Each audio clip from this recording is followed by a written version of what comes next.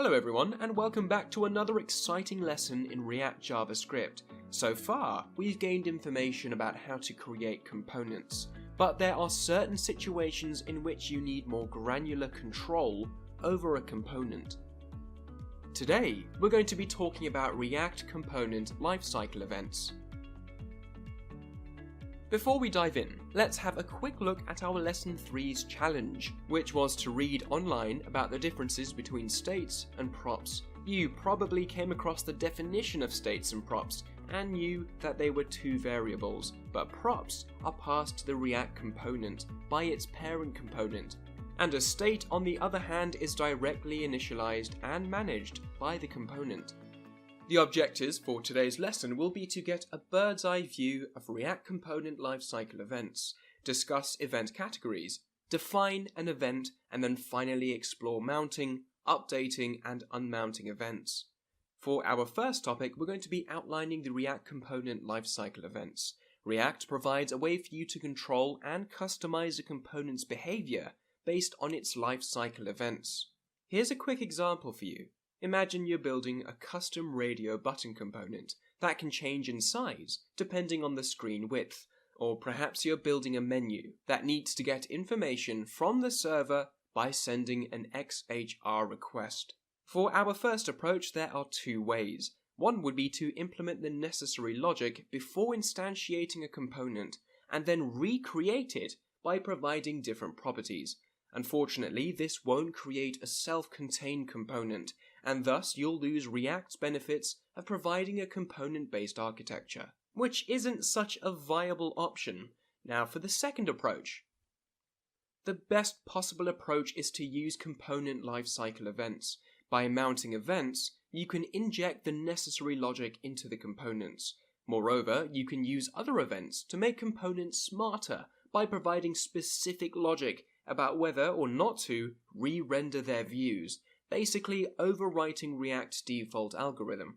And this is only a taste of what's to come in this lesson, so I hope you're ready. Each and every React component has lifecycle events that are triggered at certain moments, depending on what a component has done or will do. Some of them execute just once, whereas others can execute continuously.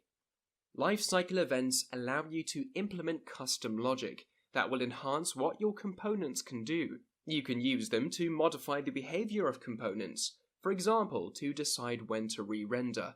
This enhances performance because unnecessary operations are limited. The other usage is to fetch data from the back end or integrate with DOM events and other front-end libraries. Let's have a closer look at how categories of events operate, what events they possess, and in what sequence those events are executed. How do categories of events work? In addition to lifecycle events, I'll include constructor to illustrate the order of execution from start to finish during the component's lifecycle. Updating can happen multiple times. Let's have a closer look at this order. Constructor happens when an element is created and lets you set the default properties and the initial state. Mounting. In mounting category, we have two events. Component will mount. This happens before mounting to the DOM. And component did mount. This happens after mounting and rendering. Updating. In updating, we have four events. Component will receive props. Next props. Happens when the component is about to receive properties. Should component update. Next props. Next state. Bool. Lets you optimize the component's rendering by determining when to update and when not to update. Component will update. Next props. Next state. Happens right before the component is updated. And component did update. Prev props. Prev state. Happens right after the component is updated. Unmounting. For unmounting, we only have one event. Component will unmount function. Lets you unbind and detach any event listener or do other cleanup work before the component is unmounted. Usually when an event is named, the developers use a naming convention that is clear to understand for when the event is triggered. For example, component did update is fired when the component is updated. And did you know, everything in this world follows a cycle, and React components do the exact same thing. And moving on to our second topic of this lesson, in this segment we'll be dealing with categories of mounting events. It's all about a component being attached to the real DOM. Think of mounting as a way for a React element to see itself in the DOM. This typically happens when you use a component in React DOM.render, or in the render of another high-order component that will be rendered to the DOM. Before I give away too much, let's get cracking. Hierarchy of mounting events. The mounting events are as follows. Component will mount. React knows that this element will be in the real DOM. Component did mount. React has inserted the element into the real DOM, and element is the DOM node. Constructor. Execution happens prior to component will mount. Also, React first renders and then mounts elements. And by the way, calling a class render is referred to as render, or rendering in this instance. So let's unpack component will mount. It is worth mentioning that component will mount is invoked only once in the component's lifecycle. The timing of the execution is just before the initial rendering. The lifecycle event component will mount is executed when you render a React element on the browser by calling react.dom.render. Think of it as attaching or mounting a React element to the real DOM node. This happens in the browser or in the front end. In contrast to component will mount, component did mount is invoked after the initial rendering. It's executed only once and only in the browser, not on the server. This comes in handy when you need to implement code that runs only for browsers.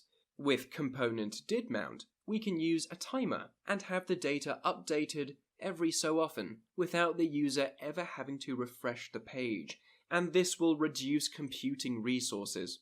The component did mount event is the best place to integrate with other JavaScript libraries. You can fetch a JSON payload that has a list of users with all their information, and then you can print that information.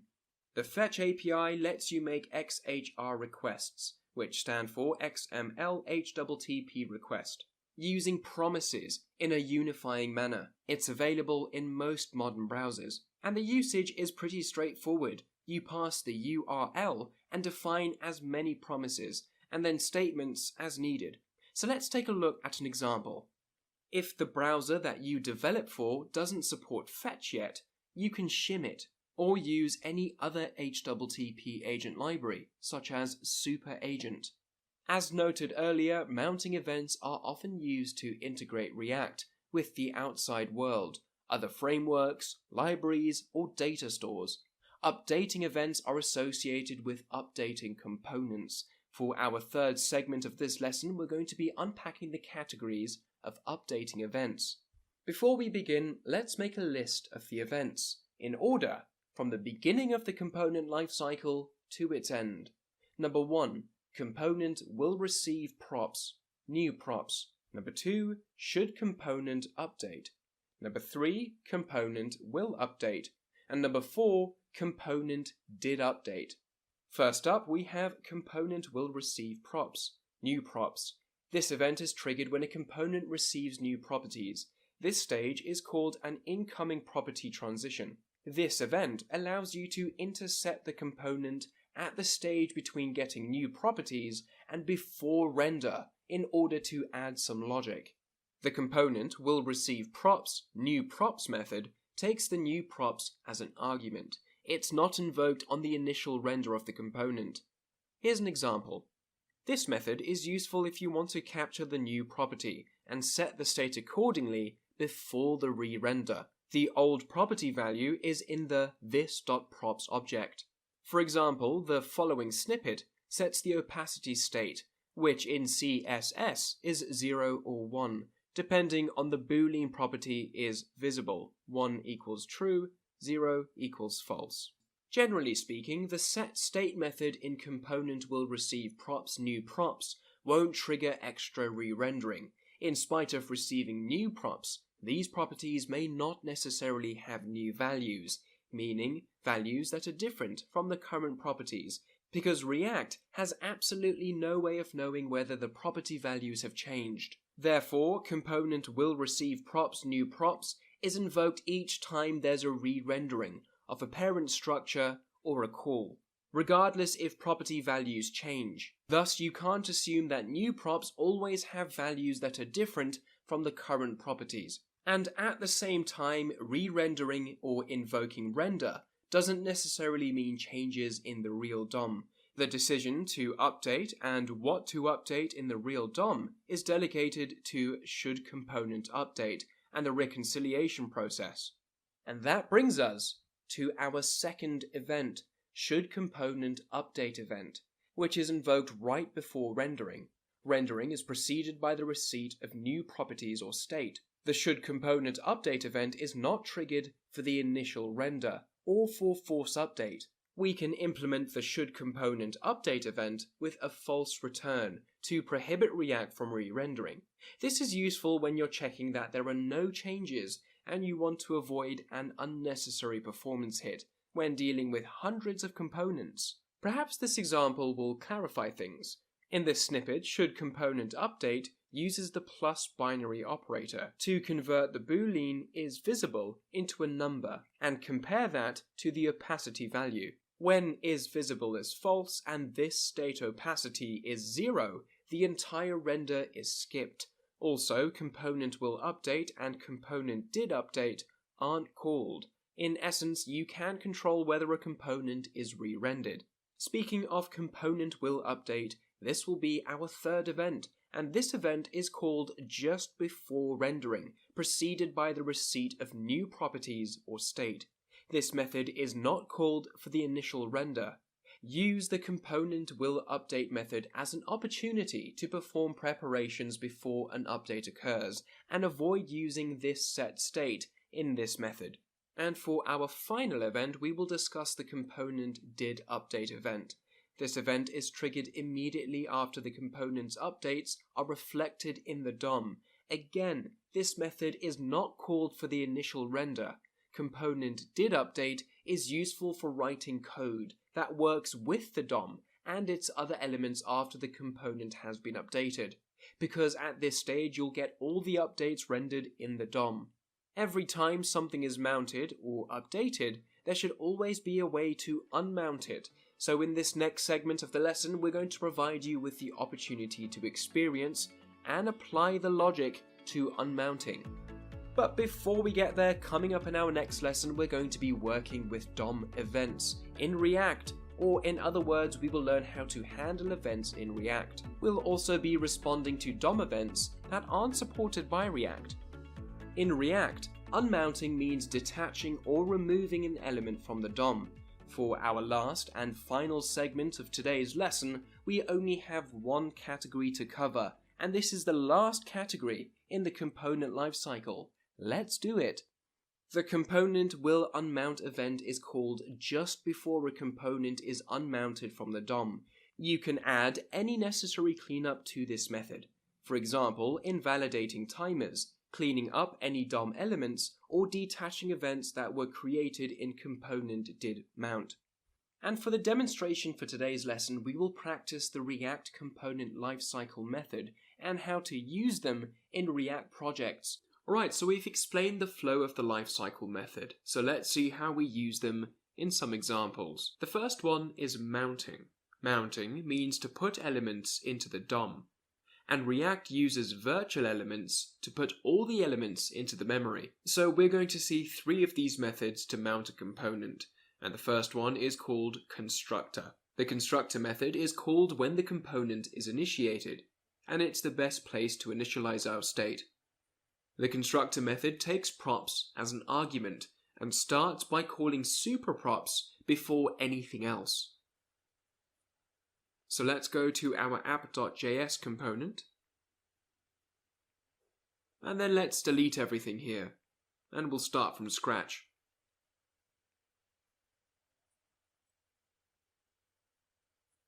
So let's import React component from the React.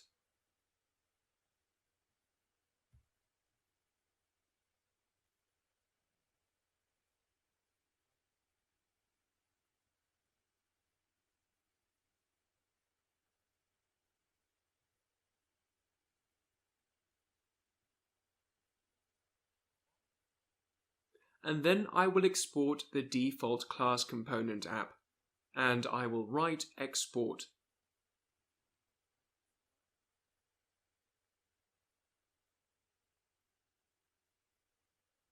So here we are defining our component app, export default class app extends component.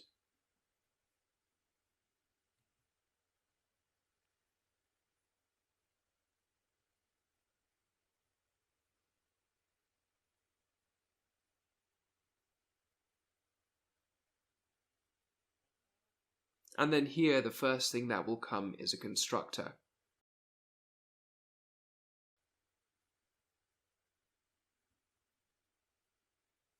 And this constructor receives props. And then I will call the super method, superprops.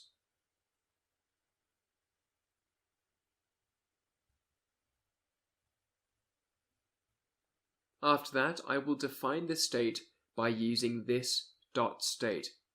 And there is also another way, just write state equal and then define your state. And that's the old way of doing it. And inside this state we will type name.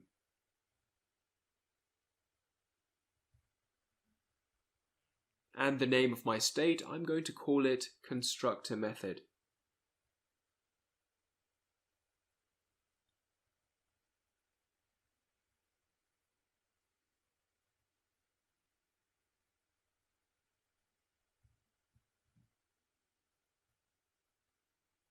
And then after that I will define the render method, or I will call render method.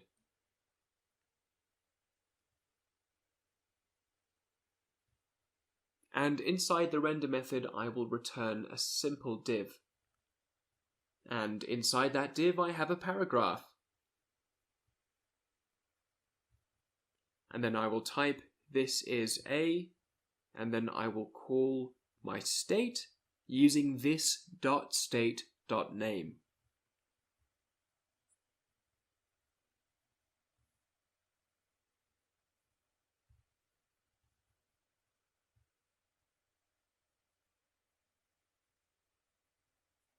And then I will save this file. And now I have defined the constructor and initialized state. And the name of that state is name, and the value is constructor method. Then I call that in this paragraph, and it will print it to the screen. So what I'm going to do is I'm going to open up the terminal, a new terminal, and then, as always, I will change the directory to my project name, which is here. I call it my app, so cd my app, then hit enter, and I will type npm start. This will start local server, then I hit enter. So this will open up a new tab in the Google Chrome. That shows our application.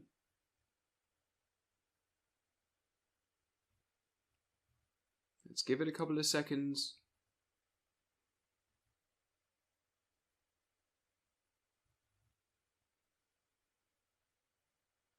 And here we have this. This is a construction method, and we just use the state and render that in our paragraph.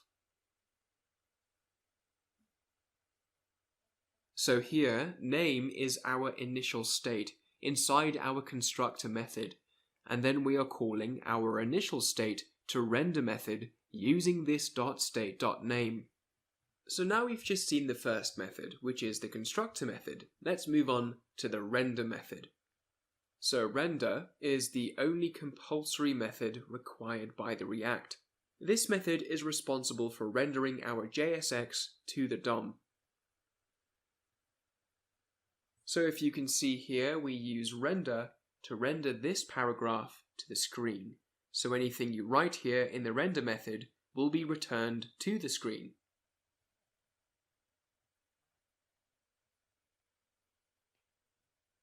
And the third method is a component didMount. It's the most common and widely used lifecycle method in React. This method is called after the component is rendered, and we can use this method to call external data from the API. So let's make a small change on our app.js component. So here we've defined our state and named it constructor.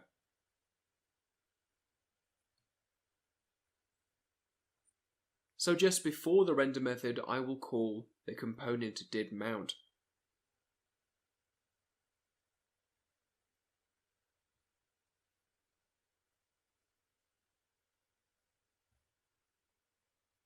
And then what I want to do is change the state name after 5 seconds.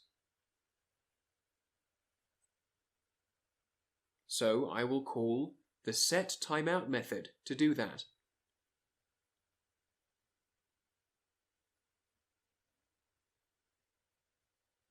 And inside the setTimeout, I want to call an arrow function.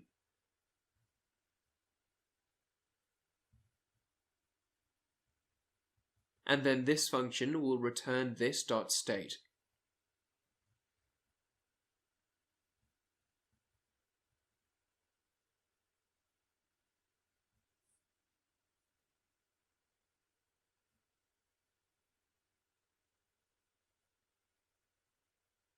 And then I will write my state name, which is name in this case. And I want to type this is a component didMount method. And then here I need to pass the time that I want to change. In this case, I want it to change after 5 seconds. And because this is a method, we need to make sure that we are opening and closing empty parentheses. Now I'm going to save the file, and what I should get rendered to the screen is a component didMount method instead of this is a constructor method.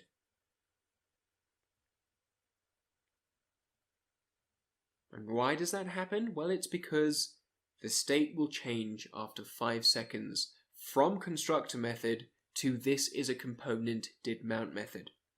So let's check the browser, and it says, well, it's giving me an error. It says this .state is not a function, so let's check out line 13.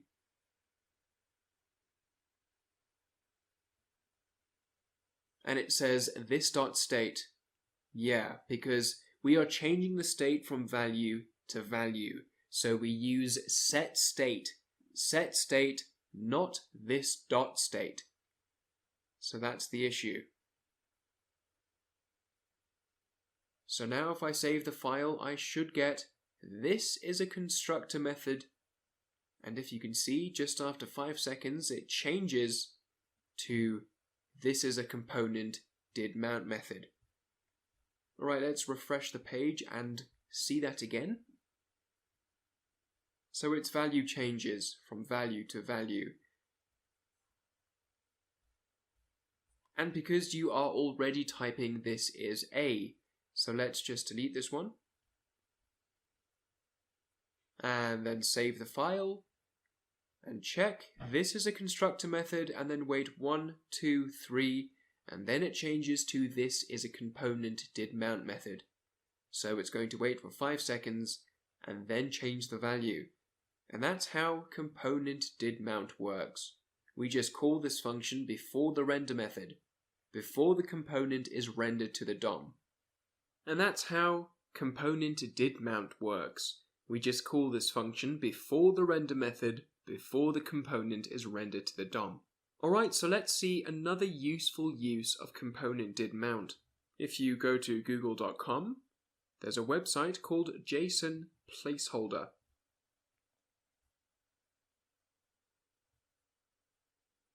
So you can just type this in and you'll find this website. It has like a fake online REST API that has a bit of data.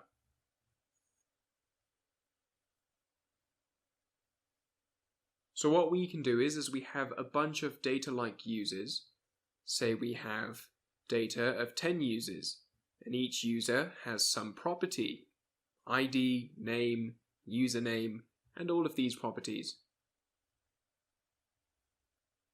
Well, we can use this data to render to our component. So this is how we do it. We can take these URL and then copy them and then go to our component,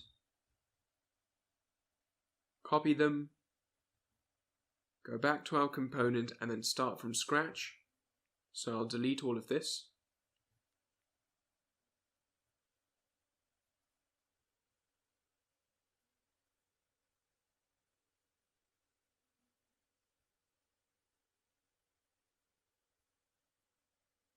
So we just need to delete this one.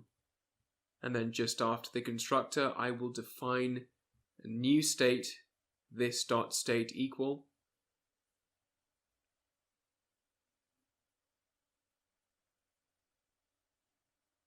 Then data, and I will pass an empty array.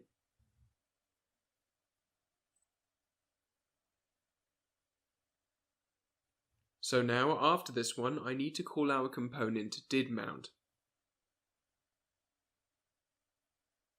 So here I type component didMount.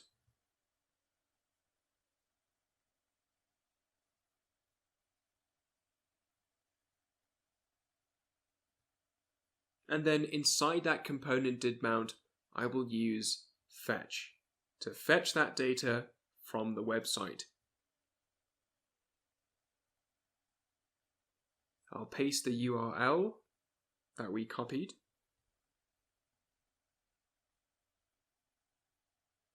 And then after that, I will type .then I would get a response.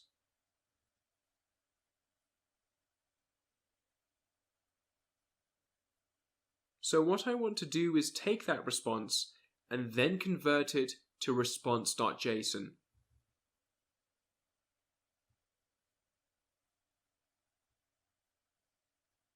So I'm calling response.json or .json function to convert that to JSON data. And then another dot. And then take that data and then just change our state. This dot set state.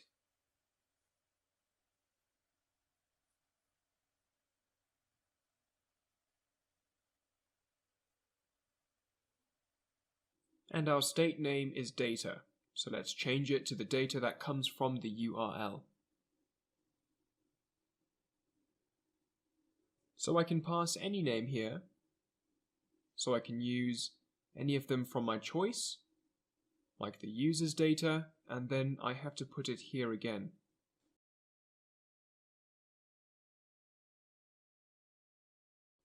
So after that, now I've just changed my state. The initial state of my component to state. That comes from the JSON placeholder website that we just had a look at. So now what I want to do is rendering.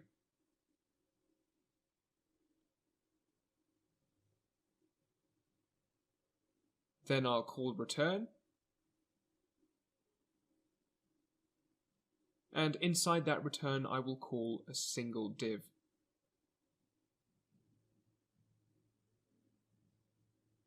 And here I will pass a paragraph. This will print all the names available in the API user's data.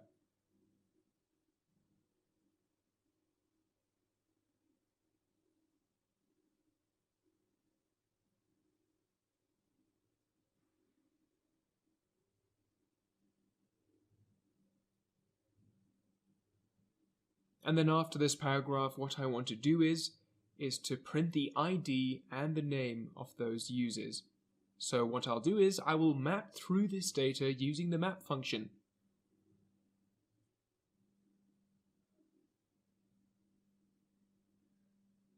So I'll call this .state.data.map.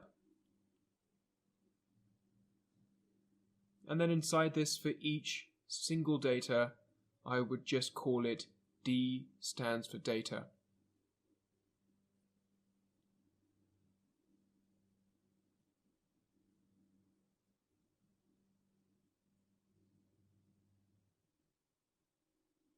And for each one of these, I want to return something.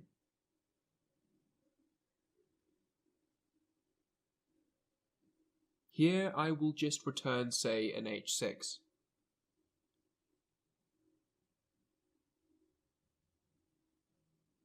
And we have to define a key, equal d.data or d.id.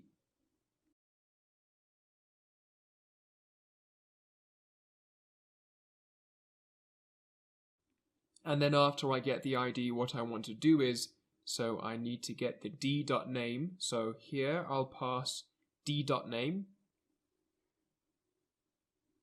And then I will close this.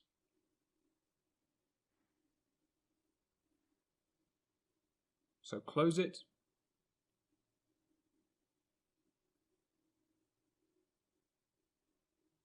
So now I am mapping from this .state.data, which is going to be this one. But after updating its data by JSON.placeholder website.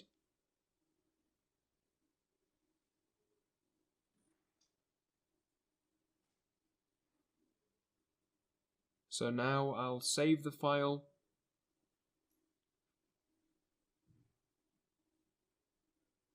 And I will get, if I want, let's close this first. And here what I'm getting are all the usernames. So these are all the names that's in our JSON placeholder.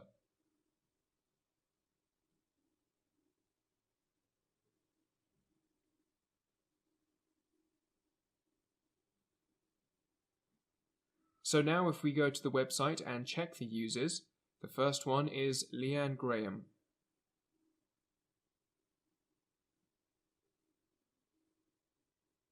So if you come here, you will find that the first name rendered to the screen is the same one. That one, and the last one. The last one's name is Clementina Dubuque. And we will find that name rendered as the last thing. Perfect. So this is how we use to fetch data from an API.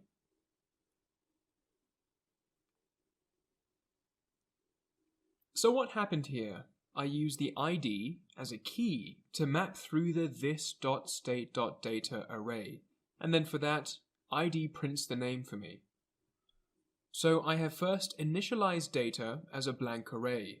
After that, I used the JavaScript fetch method to load data from the API inside our component didMount method, and then changed our data state using the React setState method from the blank array to the data we are receiving from the API. And then we used the JavaScript map function to iterate our data and print all usernames from the API. Alright, so let's move on to the last method. And the last method that we're going to illustrate today is the component willUnmount. If there are any cleanup actions like cancelling API calls or clearing any crashes in storage, you can perform that in component willUnmount method. We cannot use setState inside this method, as a component will never be rendered. So let's have an example. I'm going to delete all of this.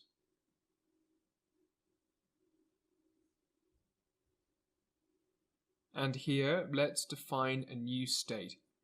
So I will type show and give a value of true.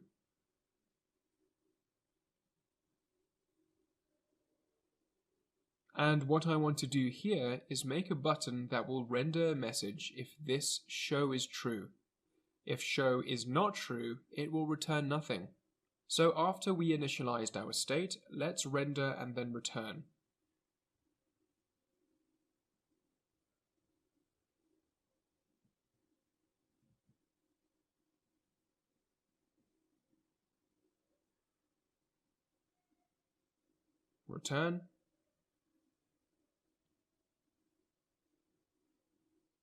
So here I will return a div, and inside that div I will pass a paragraph.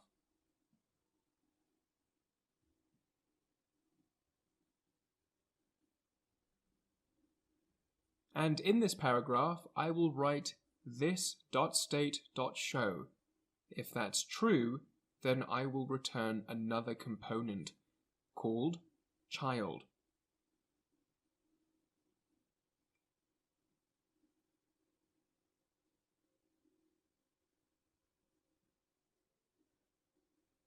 And if that's false, then return null.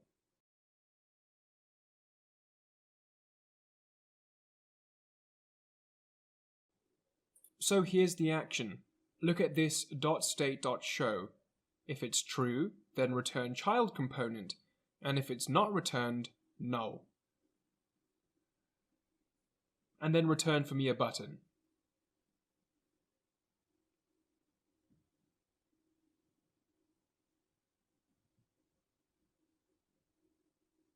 And inside that button I will define on unclick equal, and it's going to be an arrow function.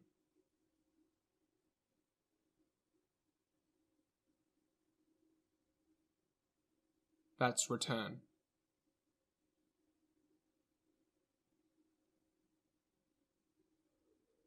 And then write this dot set state.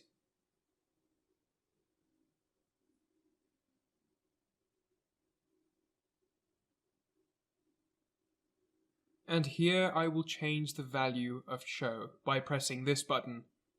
So show will not be equal to this .state.show.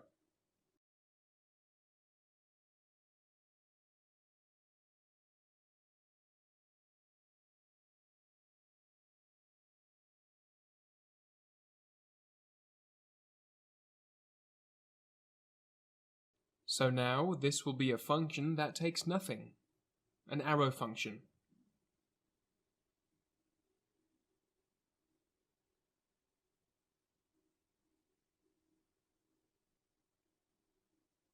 And I need to close this button.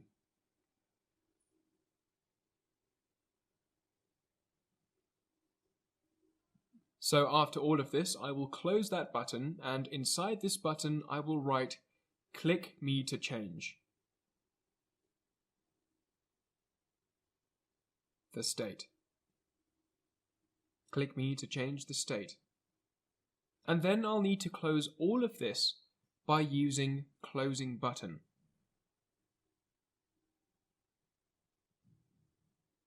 So it's going to be button, and here we should have a space.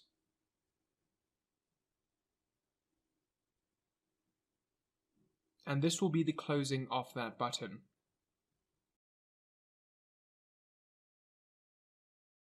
And then here we need to close that button.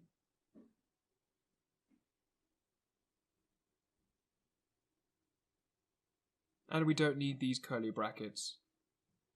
So now let's save this and define our child component.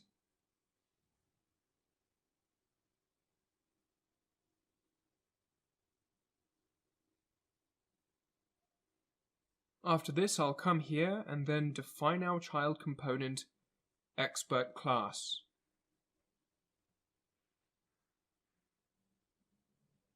Child extends component.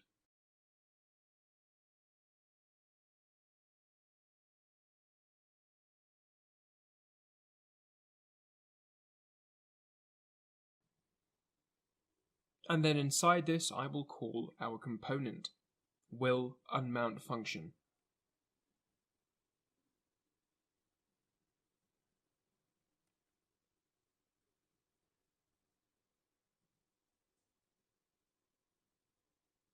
And inside this function I will pass an alert that says this will unmount.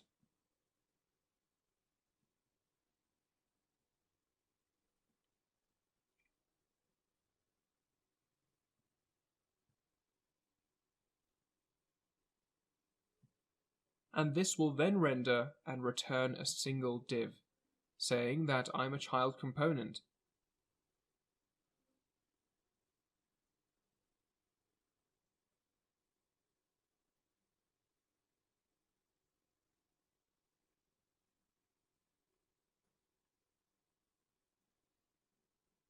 I am a child component.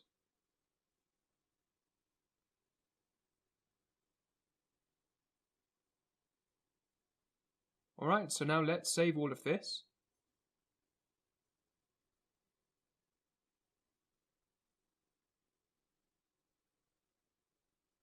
And we have written the alert without T. So if we save this and go over here, we find I am a child component.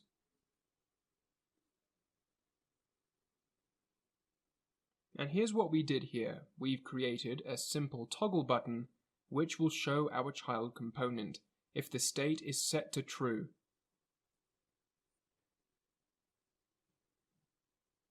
So after clicking on the button, an alert will pop up displaying "This will unmount." So let's do this now. Let's refresh this one and click on this button. And we find an alert that says "This will unmount." And this alert pops up because the component is about to be removed from the DOM, which in our case, the child component. Alright, so now we've seen some of the component lifecycle methods, and we've talked about the construction method, and we found the constructor method is the best place to initialize our state. And then we moved on to the render method, and we said that it's the most used and compulsory lifecycle methods, and we talked about component did mount, and we've seen how it's one of the most commonly and widely used lifecycle methods. And it's also called after the component is rendered.